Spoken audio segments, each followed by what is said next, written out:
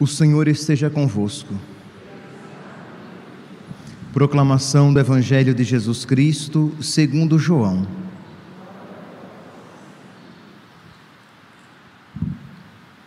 Naquele tempo, muitos judeus tinham vindo à casa de Marta e Maria para as consolar por causa do irmão. Quando Marta soube que Jesus tinha chegado, foi ao encontro dele. Maria ficou sentada em casa. Então Marta disse a Jesus: Senhor, se tivesses estado aqui, meu irmão não teria morrido. Mas mesmo assim eu sei que o que pedires a Deus, Ele te concederá. Respondeu-lhe Jesus: Teu irmão ressuscitará. Disse Marta: Eu sei que ele ressuscitará na ressurreição no último dia. Então Jesus disse: Eu sou a ressurreição e a vida. Quem crê em mim, mesmo que morra, viverá. E todo aquele que vive e crê em mim, não morrerá jamais. Crês nisto? Respondeu ela: Sim, Senhor, eu creio firmemente que Tu és o Messias, o Filho de Deus, que devia vir ao mundo. Palavra da salvação.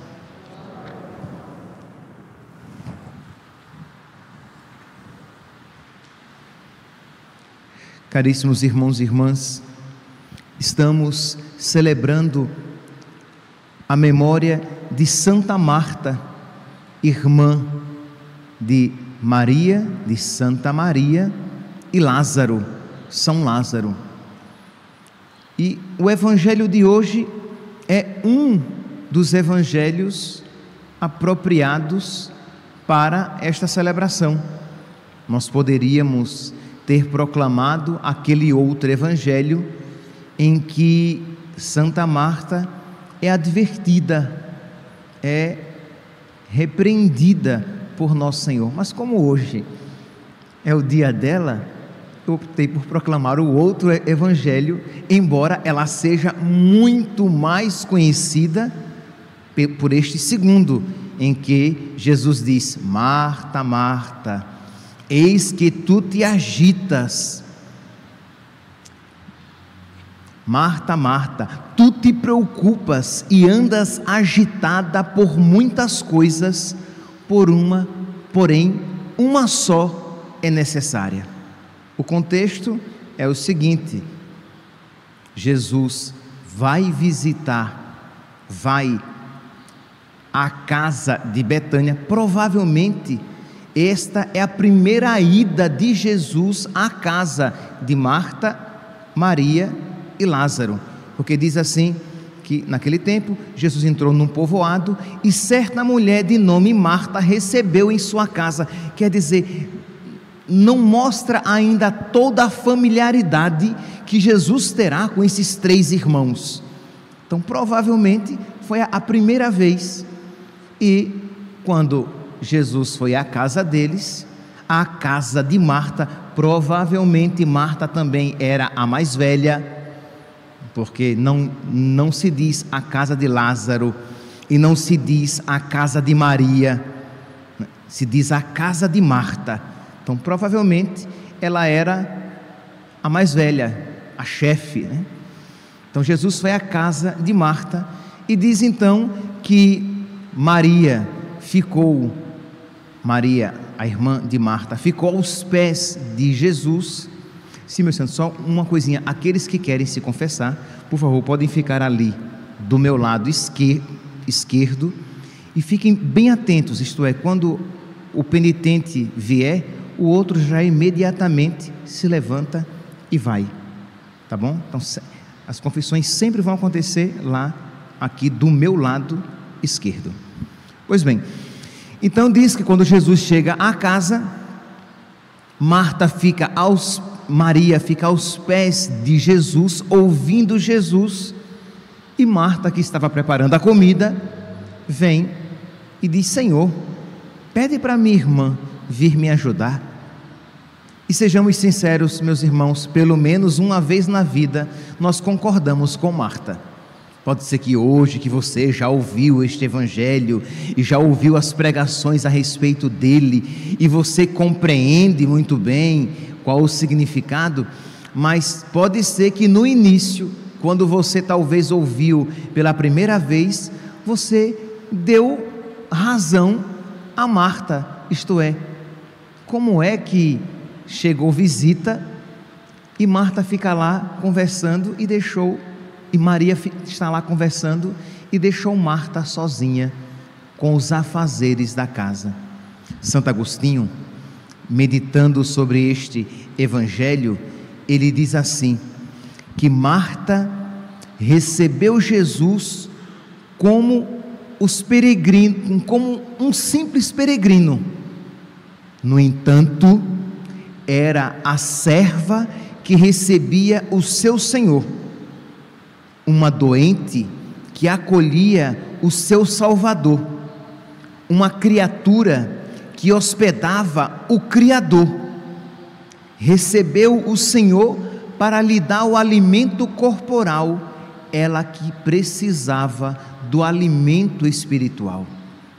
Então, percebe aqui que, por isso que eu falei que provavelmente foi o primeiro encontro, a primeira ida de Jesus à casa de Marta, Maria e Lázaro, porque a fé ainda não tinha despontado. Ela recebeu Jesus como um profeta, como um peregrino, como um bom homem, mas ela não sabia que era o próprio Deus, o seu Salvador e Senhor, o Criador de todas as coisas, aquele por meio do qual tudo foi feito, aquele para o qual tudo foi feito, e sem o qual nada foi feito de tudo o que foi feito, entrava em sua casa. Então, meus irmãos, diz então que Marta atarefada, e Jesus a repreende, chama-lhe atenção para que ela não se esqueça do único necessário, daquilo que é principal, do que é primordial. Meus irmãos, essa advertência que Jesus fez a Marta, ela é devida a todos nós. Nós precisamos aprender o que é o necessário, qual é a finalidade das nossas vidas. O mesmo Santo Agostinho, nesta pregação a respeito de Marta, ele diz que as palavras de nosso Senhor Jesus Cristo nos advertem que em meio à multiplicidade das ocupações deste mundo, devemos aspirar a um único fim. Em meio a tantas coisas, e muitas coisas boas até, em meio a tantas coisas, nós precisamos aprender a desejar o que é o principal nas nossas vidas. Se nós não formos iluminados pelo Espírito Santo, nós nos perderemos em tantos desejos, em tantos afazeres, em tantas inquietações, em tantas agitações. Por que é que muitas vezes não conseguimos rezar? Porque o coração está agitado. Você está ali interiormente habitado por tantas coisas, agitado por tantas preocupações, que você não consegue se focar no único necessário. Por que é que você sente dificuldade de progredir na vida espiritual? Por quê? Porque enquanto parte de você quer Deus, quer ser fiel a Deus, quer ser obediente aos mandamentos de Deus, parte de você quer fazer a própria vontade, quer se deixar levar pela própria preguiça, pela mediocridade espiritual que diz, não precisa de tudo isso. E aí você então, tripartido em várias partes, você é disperso e agitado, você não é um todo que com um coração único busca a Deus, mas você ama várias coisas na sua vida. São Paulo tem uma passagem, São Paulo tem várias passagens, porque misericórdia, um homem que aprendeu a buscar o essencial. E aqui, meus santos, deixa eu explicar clarinho. Eu acredito que vocês já saibam, mas é sempre bom explicar, porque o diabo é astuto, o diabo já coloca no seu coração: nossa, mas eu vou só viver buscando a Deus? Já que Deus é o principal, então eu não vou trabalhar, então eu não vou cuidar da minha comida, então eu não vou cuidar da minha saúde, então eu não vou ter nenhum lazer. Meu santinho, é claro que você vai trabalhar, é claro que você vai ter algum lazer, é claro que você vai cuidar da sua saúde, é claro que você vai procurar, se você percebe que tem vocação ao matrimônio, você vai procurar uma moça, ou a moça vai procurar um rapaz para se casar, e com ele a moça vai constituir família.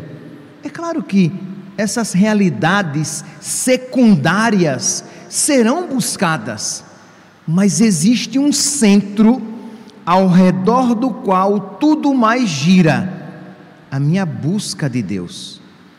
Existe o principal sobre o qual tudo mais está sedimentado: a busca da glória de Deus.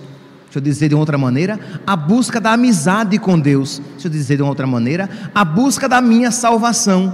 Deixa eu dizer de outra maneira, a busca do céu. Deixa eu dizer de outra maneira, a obediência aos mandamentos do Senhor.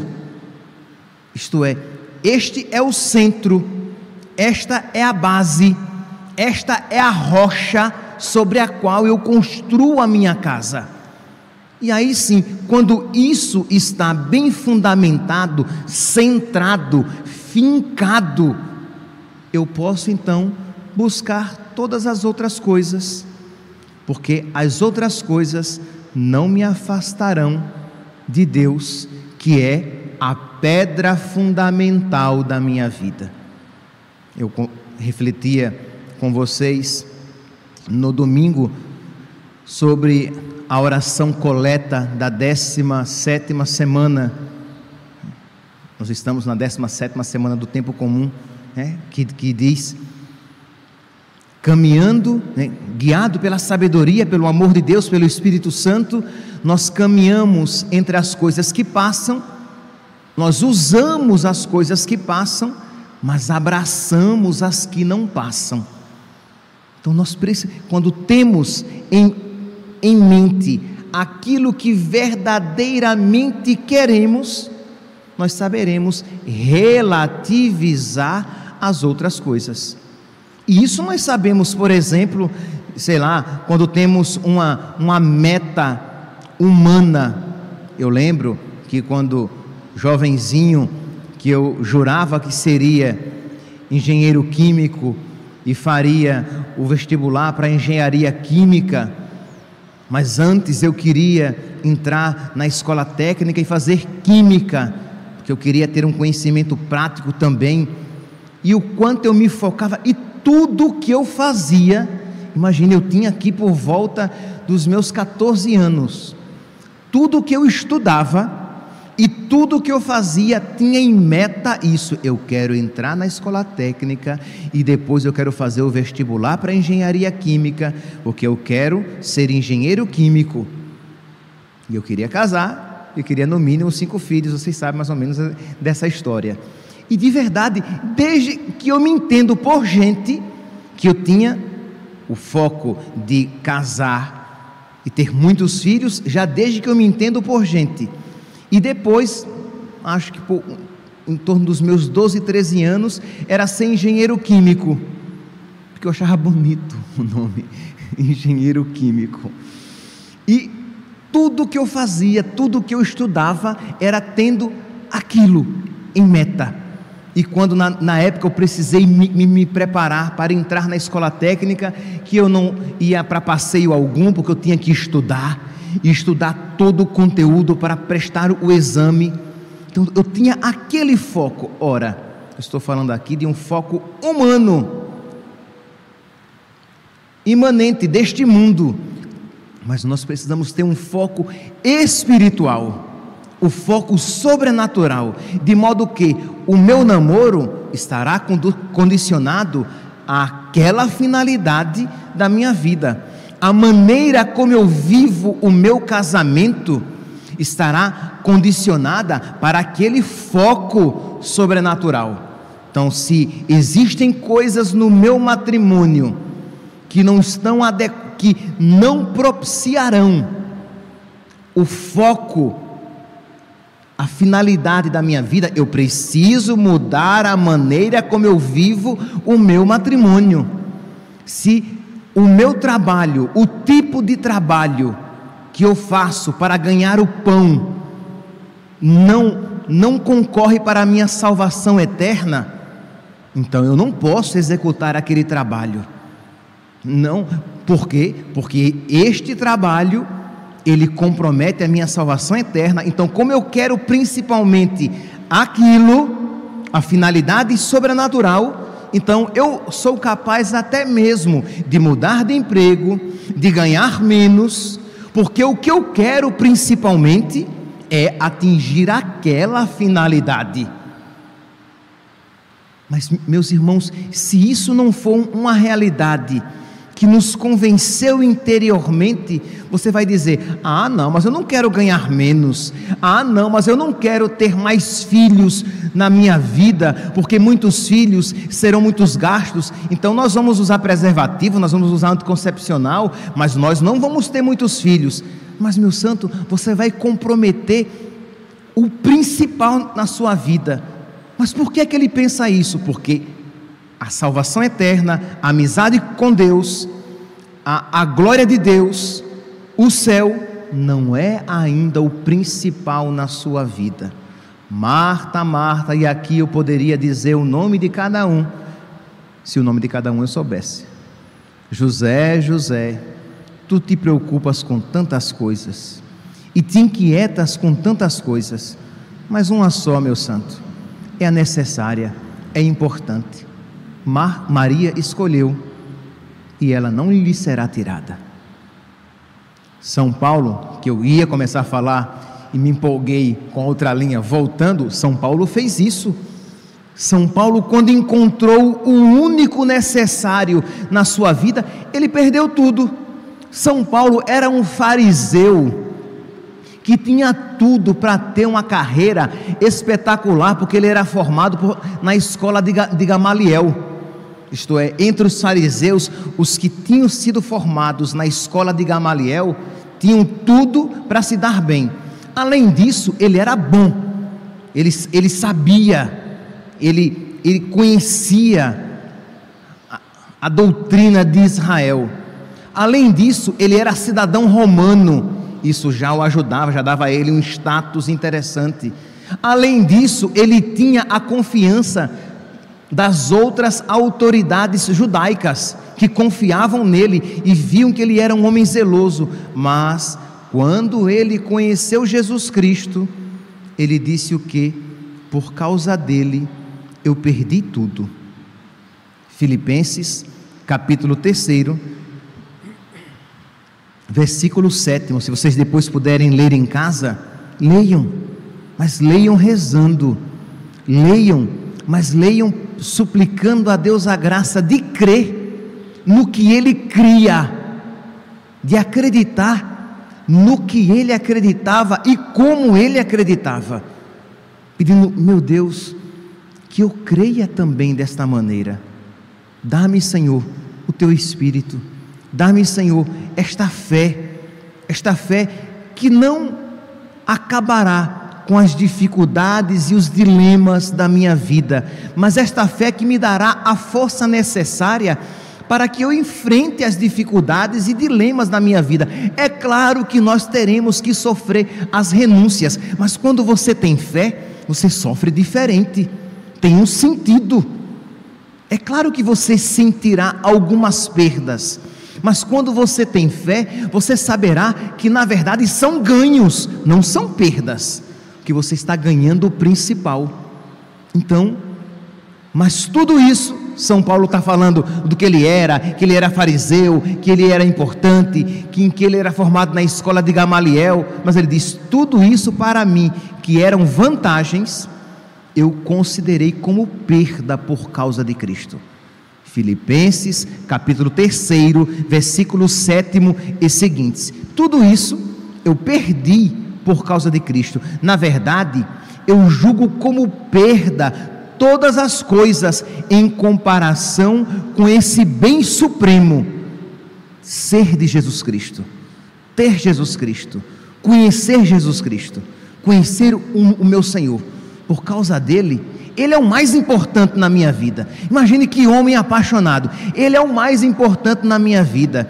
Ele é a maior riqueza da minha vida. Ele é a finalidade da minha vida. Ele, sem sombra de dúvidas, rezava com o coração aquele salmo a respeito do qual eu já falei tanto a vocês, o Salmo 72 ou 73, versículo 25: se vos possuo, nada mais me atrai neste mundo. Se vos possuo, eu não tenho medo de perder nada. Eu posso perder tudo, não tem problema, eu já tenho o principal. Versículo 25, mas se você pegar o versículo 28, o salmista continua: para mim, a felicidade é me aproximar de Deus. Para mim, a felicidade é me aproximar de Deus. Por isso que ele não tem medo de morrer. Por quê? Primeiro, porque ele não está apegado a nada neste mundo. Segundo, porque ele vai se encontrar com o amado da sua alma. É por isso que Santa Teresinha dizia: eu não morro, eu entro na vida.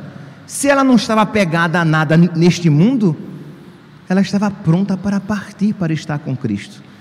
Precisamos, meus santos, rezar.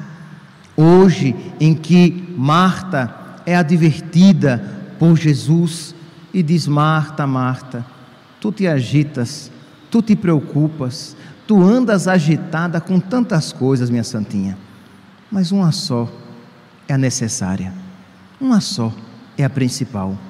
E Marta, meus santos, ela progrediu, ela acolheu não apenas Jesus na sua casa, mas ela acolheu Jesus no seu coração. Essa palavra frutificou, de modo que no evangelho hoje proclamado, já é uma Marta diferente.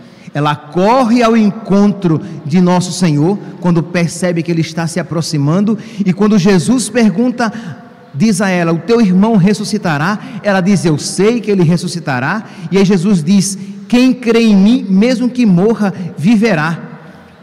E todo aquele que vive e crê em mim não morrerá jamais. Você crê nisso? E ela diz: eu creio que o Senhor é o Messias, o Filho de Deus, que deveria vir ao mundo. Ela cresceu nesse amor, nesse mesmo amor que precisamos nós crescer, nesta mesma fé que precisamos nós crescer. Peçamos, meus irmãos, peçamos a Santa Marta para que nos ajude nesse nosso itinerário de fé, para que, assim como ela soube acolher bem, não no início, mas depois, acolher bem Jesus no seu coração, nós aprendamos a acolher bem Jesus no nosso corpo, na nossa alma. Que você que vai agora, que ouviu essas palavras, já acolha Jesus. E você que vai comungar, quando receber Jesus, volte para o seu banco e suplique a Deus esta graça, esta fé. Louvado seja nosso Senhor Jesus Cristo, para sempre seja louvado.